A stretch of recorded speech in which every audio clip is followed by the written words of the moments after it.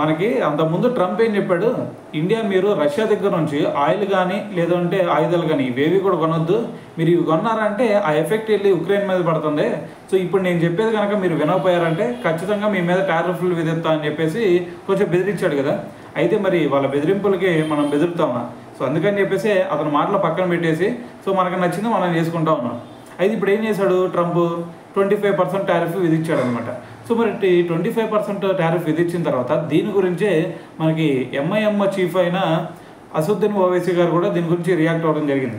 అయితే ఫస్ట్ ఆయన ట్రంప్ని ఏమన్నాడంటే మరి బఫూనిన్ చీఫ్గా అయితే ఆయన అభివర్ణించడం జరిగింది. సో దాంతోపాటు ఆయన అంటుంది ఏంటంటే వైట్ హౌస్లోని బఫూనిన్ చీఫ్ నా దేశ ప్రభుత్వాన్ని వేధిస్తుండటం అనేది సో నాకు చాలా విచారం కలిగిస్తుందని చెప్పేసి, అలాగే ఇలాంటి బెదిరింపులకు లొంగిపోవడానికి సామంతరాజ్యం కాదు ఇది భారతదేశం, సో మరి ఇటువంటి వాటికి మేము ఎట్టి పరిస్థితుల్లో బెదిరిపోమని చెప్పేసి ఆయన అయితే మాట్లాడటం జరిగిందనమాట. సో దాంతోపాటు ఇంకోటి ఏంటంటే అత్యధిక టారిఫ్లతో మన ఆర్థిక వ్యవస్థను తీవ్ర నష్టం వాటిల్లుతుందని ఓవైసీ గారు అయితే ఆందోళన వ్యక్తం చేయడం జరిగింది.